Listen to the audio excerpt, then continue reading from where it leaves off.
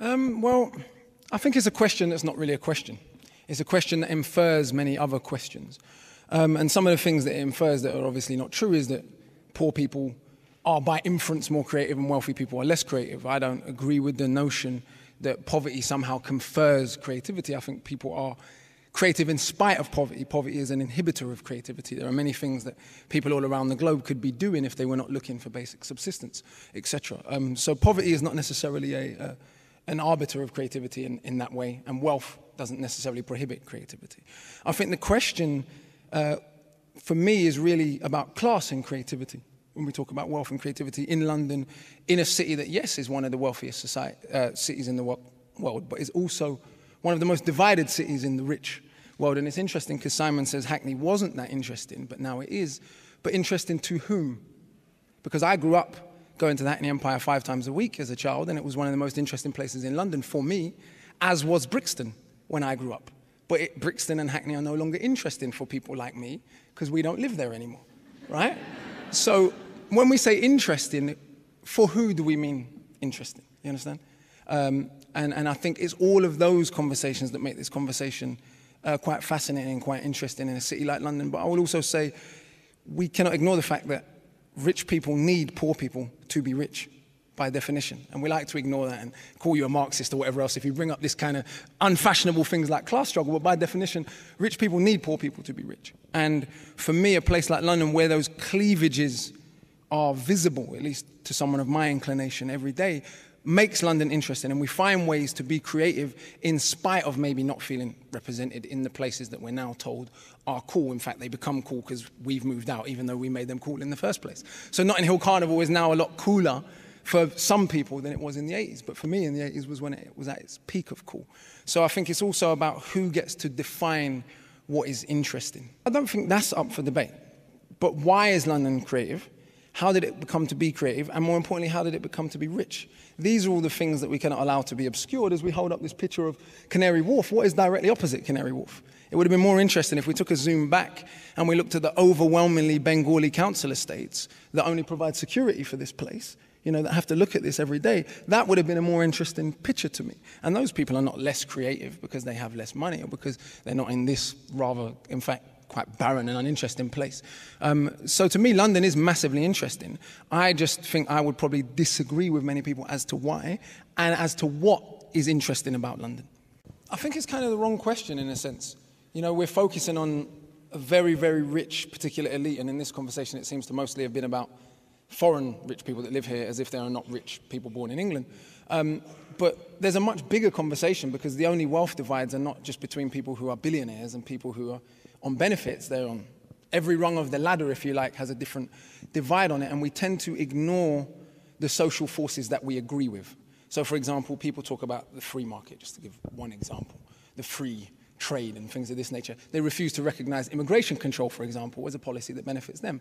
As the great Cambridge economist Hadron Chang points out, a bus driver in India will earn 1/50th of what a bus driver in Sweden earns. This isn't according to capitalist logic because, you know, the bus driver in Sweden is 50 times more productive.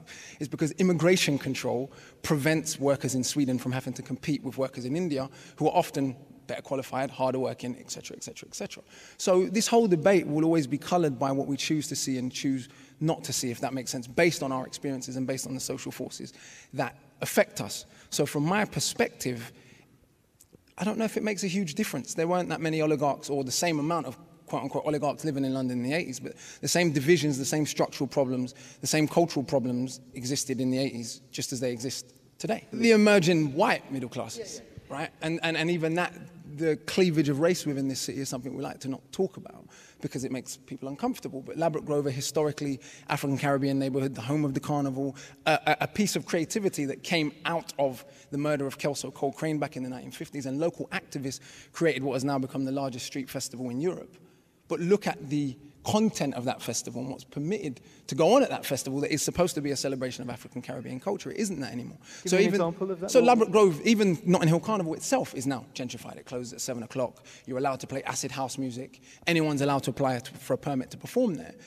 Because the control of that festival, the power of arts within this city, does not vest with the people that create it. So Notting Hill Carnival, that was created by community activists, is not controlled by community activists. Therefore, how Notting Hill Carnival ends up looking and who it ends up catering to is not the community that it started with. But it isn't oligarchs either. So there are other levels of social cleavage around this question of creativity and who is in positions of power to control who can be creative and for whom. So the cultures that are catered to in terms of, see, we keep talking about these things as if they're not based on political ideology and decision-making, as just they're random freak occurrences. But the cultures that are catered to, that are funded, buildings that are maintained, etc., plays that are put on. So London is interesting for some cultures and for some people. If you have money, yes, London can be very interesting. If you don't have money, London can also be interesting, but not in the same way. You make London interesting for yourself and for your community if you don't happen to be from a community that is culturally or economically catered for. It's not different. It's the logical outcome of the way the society is governed. I don't think it's an accident. Decisions are made. You know, I don't believe in accidents. Decisions are made. There are consequences to those decisions. You can have a policy that embraces a range of cultures in a very real way. You can have a policy like Norway that taxes corporations to high heaven so that everyone has a basic standard of living. Or you can say corporations come here, will not tax you at all. In fact, when you mess up the country, we'll bail you out in the biggest act of kind of public welfare ever. And then we'll demonize the people who, you know, want 50 quid a week. And kind of valorize the people who want 50 billion. So I think, like I said, it's about what perspective you're coming from will affect how you see all of these things. Because there's no danger of African Caribbean people taking over the power at the Barbican or here. So the idea that, you know, the one little space, what we call the marginal space, right, then gets overtaken by the dominant culture. And we're supposed to just say, oh, well, that's okay. But you already have the Barbican and the South Bank and the BBC and Channel 4 in a society that is majority non-white British. Let's be clear about the makeup of this city, yeah? So when Notting Hill Carnival becomes another reflection of that, it's not about not wanting to engage with other people. We engage with other people all day, every day. But there is marginal space where particular cultures are catered for. If the people in positions of power controlling Notting Hill Carnival represented the interests of the community that created it, rather than the interests of middle-class home buyers who want to move into Notting Hill, then it would still be a very different carnival. If the armed police that I never see at Glastonbury, even though I see infinitely more drugs at Glastonbury than I've ever seen at Carnival, anyone who's been in our community knows the only drug that's socially acceptable is weed. If you take cocaine or E's or ketamine or any of this other crazy stuff that they take at Glastonbury, in our community you're socially ostracized. Yet we get armed police, and Notting Hill Carnival and Glastonbury gets a free rein to take as much drugs as they want. So there is these things that I say become invisible to you if they don't affect you. It hasn't been badly managed. It's been managed in the way that the people who are in the positions of power to manage it wanted to manage it. Having 1 million plus people especially in the 80s, in the legacy of Toxteth and Brixton and Tottenham, let's be clear about the legacies we're dealing with in the African Caribbean community in this society. With the legacies of all those volatile uprisings in black and Asian neighborhoods in the 80s, having 1 million people from this particular demographic gathering every year, and others, with expressly anti-racist rhetoric, expressly celebrating this culture that was defined as other, was problematic. And so it was managed in a way that would reduce that, and it's become what it's become. So that's not about wanting to share the space, and it's not about success. When I read James Joyce, Toni Morrison gave me a great quote. When she reads James Joyce, she doesn't ask him to stop being Irish so that she can enjoy the novel. Do you understand?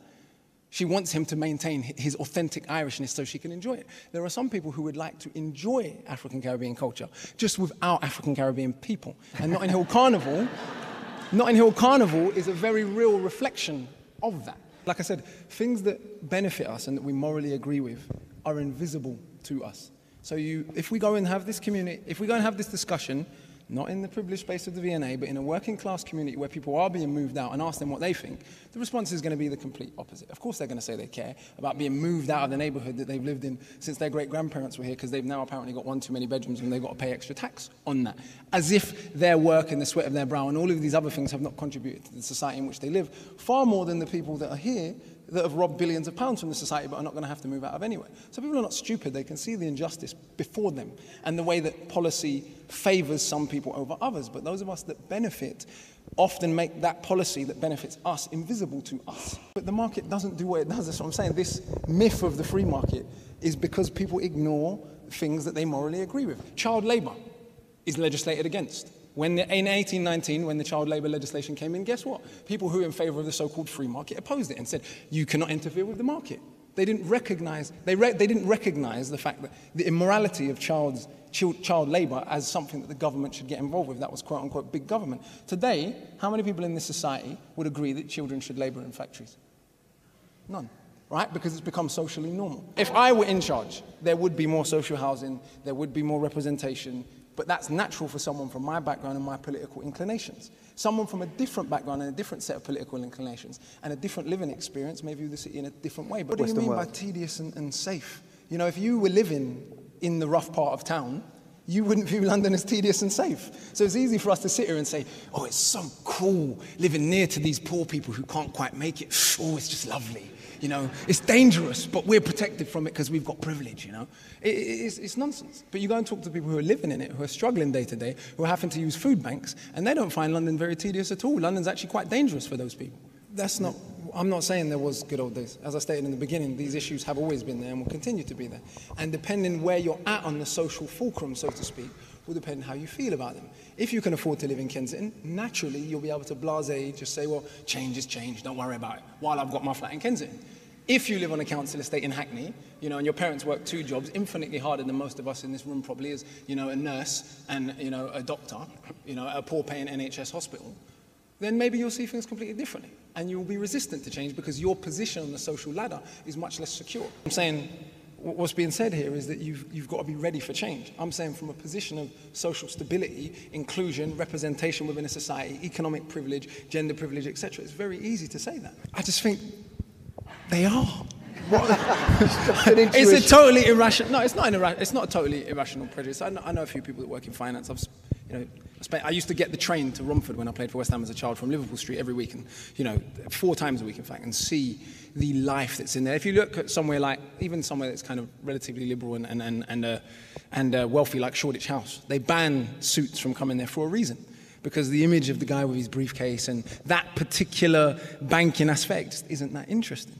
You understand? So I do believe people that are more interesting are attracted to more interesting professions. Scientists can be very interesting. Science is very interesting. But I just don't know how much creatively banking has contributed to the world of art. Like I said, we ignore the politics that don't affect us. London is rich for a number of reasons, and people want to come here for a number of reasons, but the reasons are often primarily political.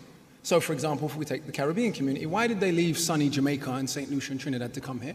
Primarily because neo-colonial economic policy had made it unviable for them to earn a living where they live. That's just not poppycock. When the IMF lends Jamaica or Trinidad or any of these other countries money, they demand that you don't spend on social housing, they demand that you privatize your water supply, etc., etc., etc. So if people's lives are made untenable in the lands that they come from, they flock to the center of the empire. We choose not to see that or to know that story. The same protectionist policies that Britain employed when it was becoming a developed nation, these countries are prevented from employing.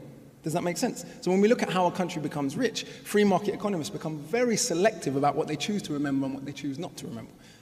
And it's frankly just inaccurate to say that people living in the city supply 20% of the money, because income tax only represents 25% of the overall what goes into the government. So when we talk about, social security, when we talk about national insurance, etc., that represents the other 75%, which isn't paid by these people. So it's a bit disingenuous to say that 20% of all the money comes from people in the city. No, but the special policies exist, this is what I'm saying to you. When Britain was a developing country, it employed tariffs to protect its trade. Today, developing countries are prevented from employing tariffs to protect their trade. I understand right? That. People that are today wealthy were given a leg up via, let's take America, the most obvious example, the New Deal, right? Certain people in America were given a leg up by government policy. Today, certain other people are deemed unworthy of being given that same leg up.